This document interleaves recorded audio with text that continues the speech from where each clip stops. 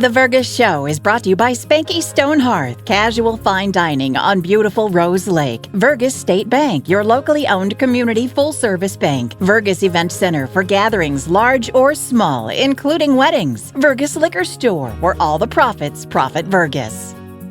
Make the right call. Call Hanson's, the most trusted name in plumbing and heating.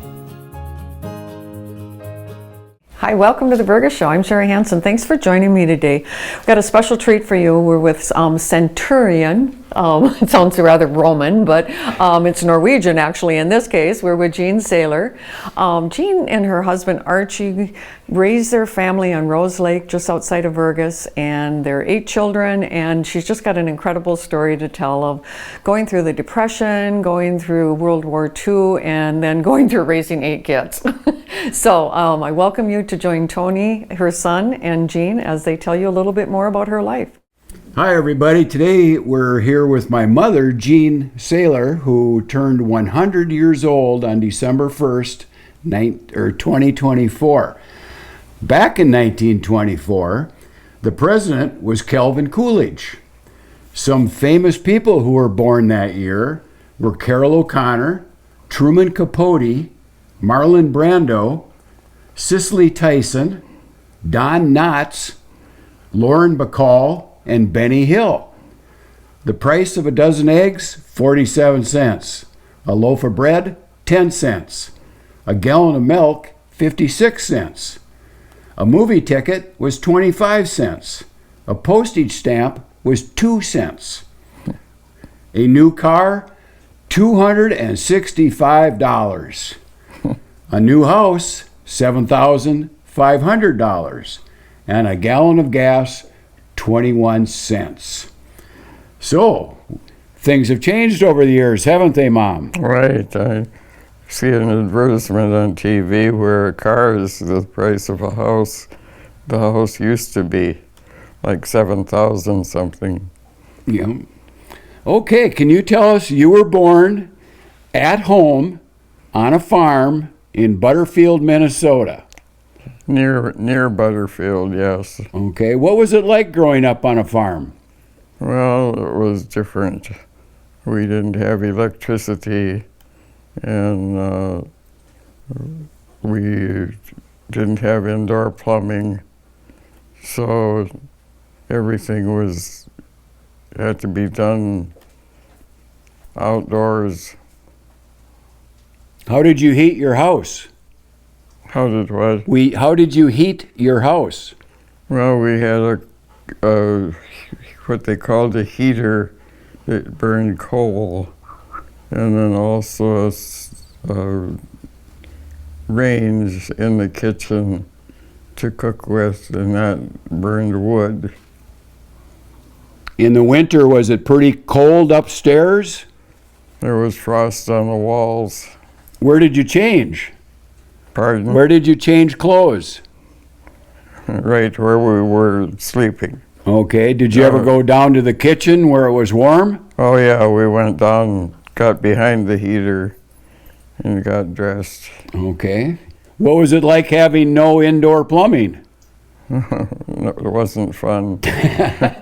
Did you have a chamber pot? Yes, there was one for the whole in the upstairs. So if you needed to use it during the night, it was handy. Now you had 5 brothers and sisters, and 5 of the children were born at home. Now your little brother, Harry, he was born in a hospital. What happened there?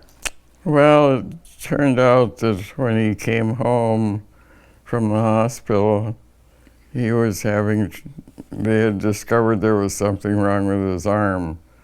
And my dad was watching Mother give him a bath one morning, and he noticed that my brother moved his fingers.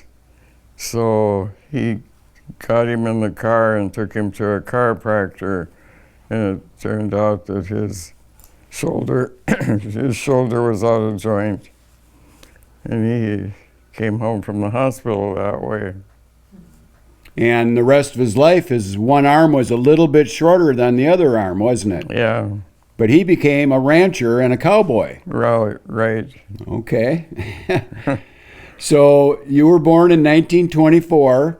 When you were only a few years old, the Great Depression hit. How was that growing up with, everybody was struggling to get by? Well, I don't remember a lot about it because my parents weren't complaining about anything. They just took one day at a time. I don't remember.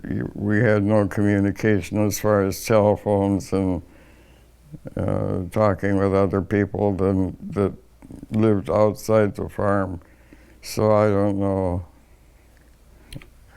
But when you were, I believe, 12 years old, your father passed away. That had to make things even tougher, though, wasn't it? Oh, yes. Yeah, my mother couldn't drive a car, and my two older brothers were old enough so that they could use the car and get us where we needed to go.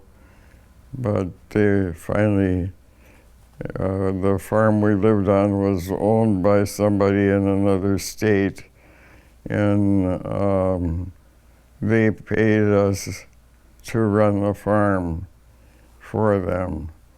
So I don't know what else there was. Now, your mother took a job as a Avon sales lady, right? Right. Okay. And then the boys would take her into town and drop her off, and she'd walk the streets knocking on doors to see if anybody wanted any cosmetics of any kind. Okay.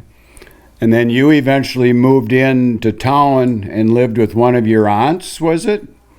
No, I didn't live with my aunt.